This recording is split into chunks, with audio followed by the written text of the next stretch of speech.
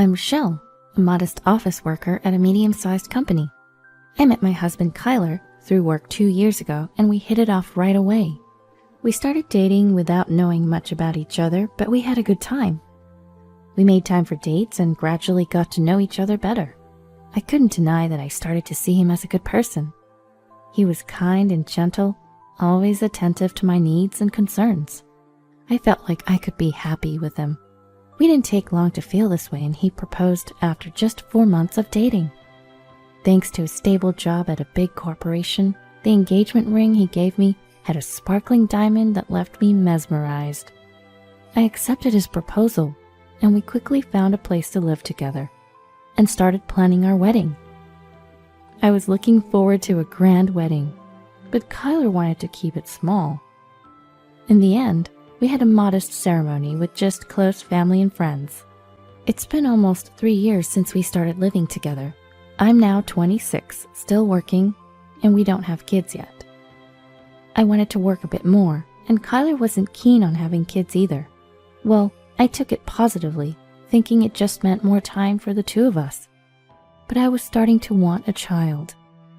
As we were about to celebrate our 3rd Thanksgiving together, "Hey, Thanksgiving is coming up. What should we do?"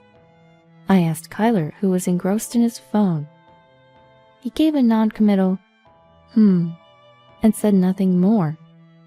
"I'd like to see your family soon," I continued, a bit annoyed at his lack of response. "I have work," he finally said, looking up from his phone. "But you haven't been back home in ages," I pointed out. I hadn't seen my in-laws since the wedding 2 years ago. Every time a long holiday came up, I'd suggest going home, but Kyler would insist he had work. I even offered to go alone, but he opposed it, saying it would be awkward for me and that his sister didn't like me for some reason. So I couldn't just go to his family's home. He wouldn't even give me their phone number, saying he'd handle it. Well, it wasn't like I wouldn't be able to see her forever, so I decided I'd get her contact info when I saw her someday. "Is Thanksgiving a work day for you? What about Christmas?" At a normal workplace, Thanksgiving and Christmas would be days off, but my husband's workplace doesn't always have holidays. Although Saturdays and Sundays are technically days off for him, we haven't had many dates since getting married due to his entertainment dinners and sudden business trips. "Not sure about Christmas," he replied, going back to his phone. And so I decided to spend Thanksgiving and Christmas at my parents' home. I met up with my friend Diana, who asked me something troubling. "What do you think about men cheating?" Diana wasn't married yet, but it seemed like something was up with her boyfriend. She asked me in a rather displeased manner. "Cheating? What? Did something happen?" "He's always on his phone. He even brings his phone when he showers. Isn't that weird?" That made me think. Kyler was always on his phone at home too. Even when he'd go take showers, he'd bring it along like a pet. I didn't really care, as it had been the case since we got married. But when I heard Diana's story, I was taken aback. "Is that suspicious?" "Of course. He's got his passcode set too. I would want to see, but I'm hesitant to." I couldn't say anything, as I was in the same situation. In fact, I started to worry that Kyler might be cheating too. I couldn't relax at my parents' home after that, and thought about going home early, but Kyler wouldn't be there anyway. So I stayed at my parents' home, feeling uneasy, and returned home as planned. "Hey Kyler, what are you always doing on your phone?" I asked him as soon as I got home. He was on his phone again, but looked a bit flustered at my question, and put his phone in his pocket. "I get a lot of work-related messages. I'm leading a major project, and I can't afford to be away from my phone." I always thought my husband would never lie to me, but lately, something just didn't feel right. He kept saying he was busy with work, but I couldn't help but question everything he did and said. The faint scent that lingered around him was one red flag. He usually got home late, around 11 p.m., and often said he was entertaining clients or working overtime. Yet every so often I catch a sweet smell coming off his suit, like a woman's perfume. I don't wear perfume myself, so I'm not an expert, but it smelled like something a younger woman would wear. As I took his suit jacket to hang it up, there it was again, a sweet scent. I could confront him right there, but I didn't have any concrete evidence.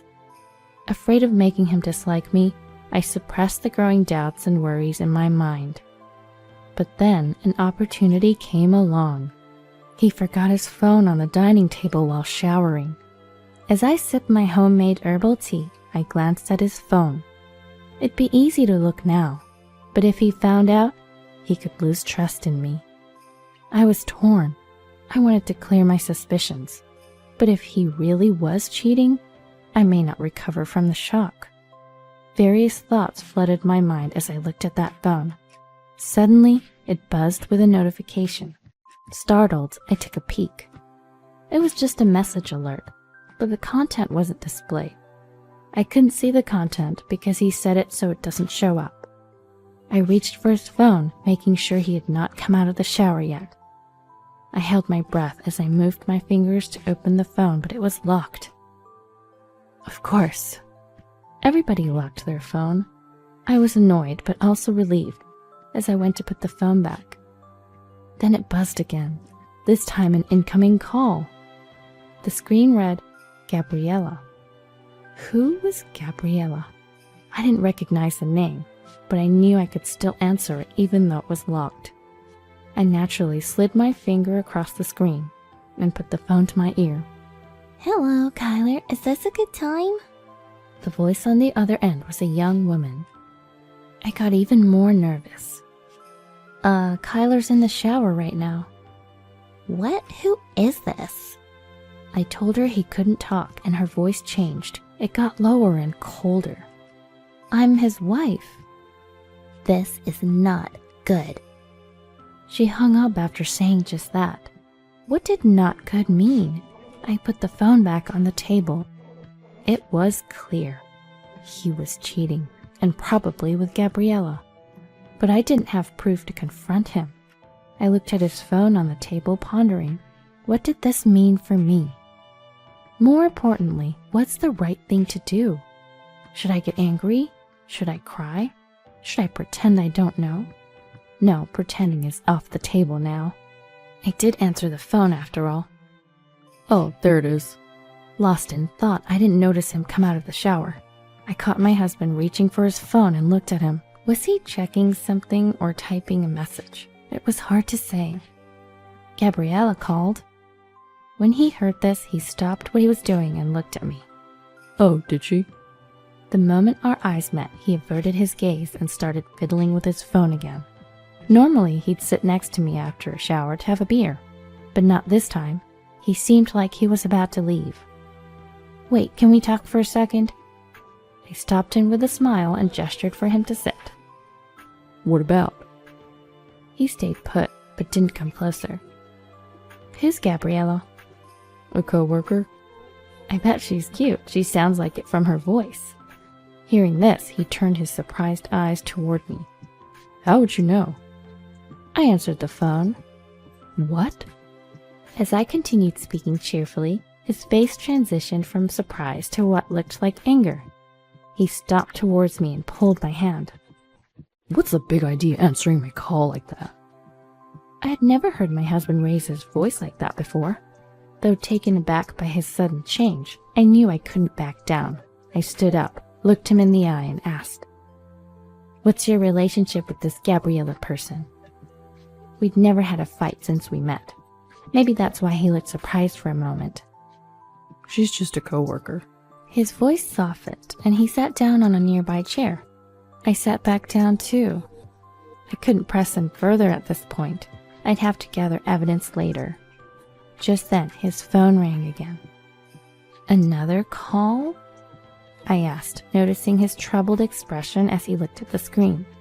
He nodded and started to get up, but I grabbed his hand. Answer it on speaker here. If it's work-related, you can turn off the speaker. I suspected it was Gabriella again. I instructed him to let me hear the voice and content.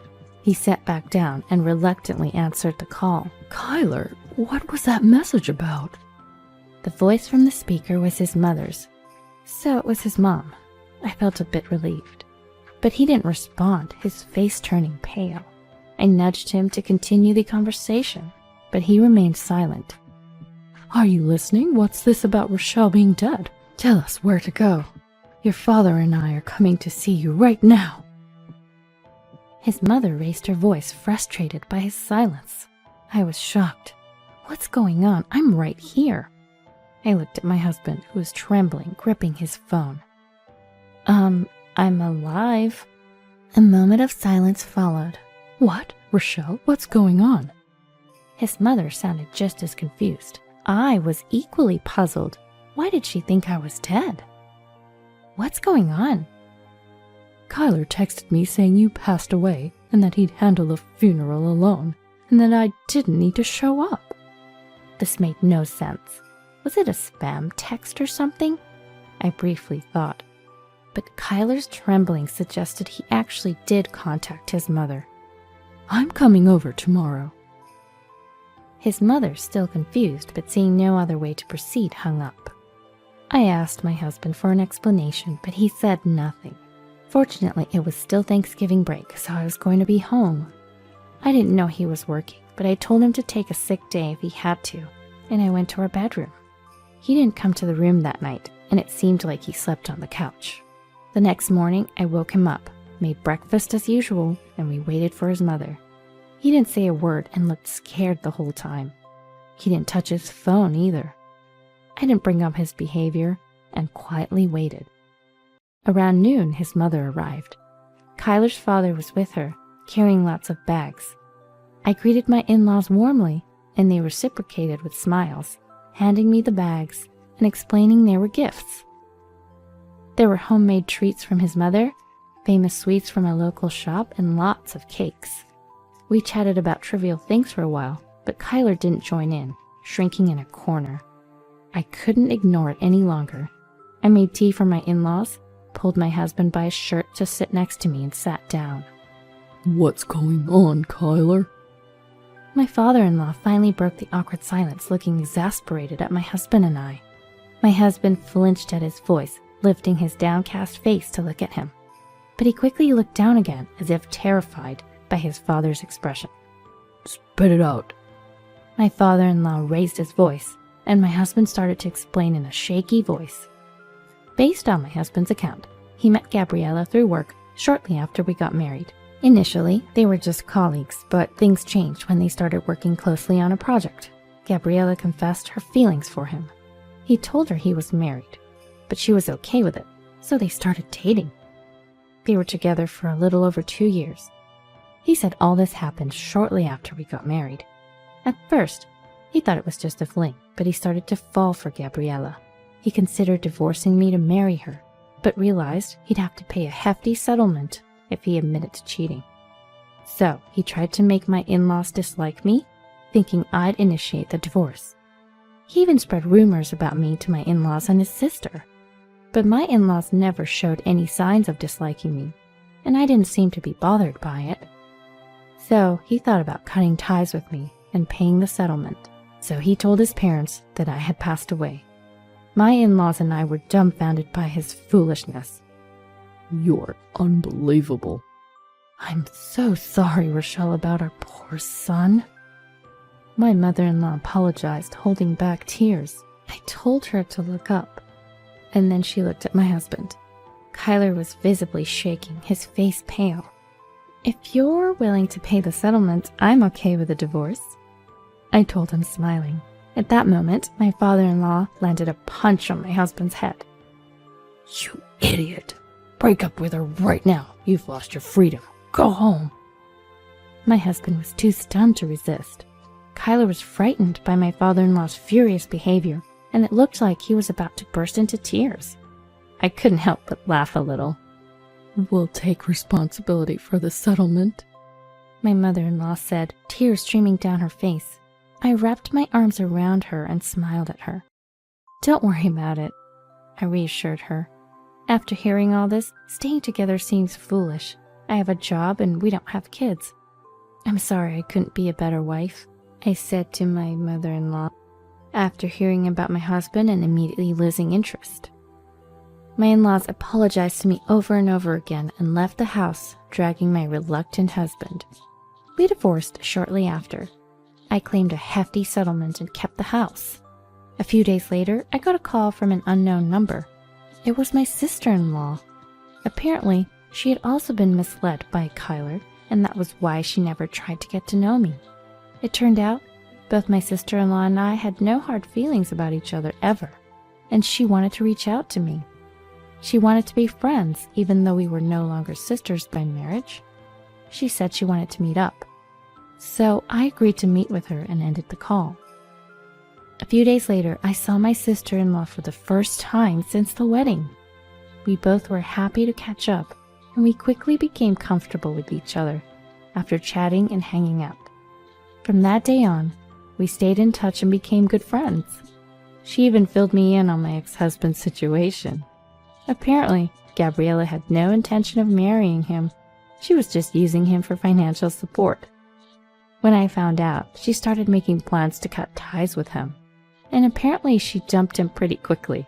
He had to quit his job when he moved back in with his parents. And now Kyler's doing manual labor, which he despises, under his father's strict supervision. Hearing all this lifted my spirits. My sister-in-law was probably worried about me, even as she shared this with a smile. I laughed along and told her not to worry, as they planned to keep him under even stricter training. I've learned to be more cautious in choosing a life partner after going through a divorce. I told my sister-in-law that it's all good now, as this experience has led to a positive outcome.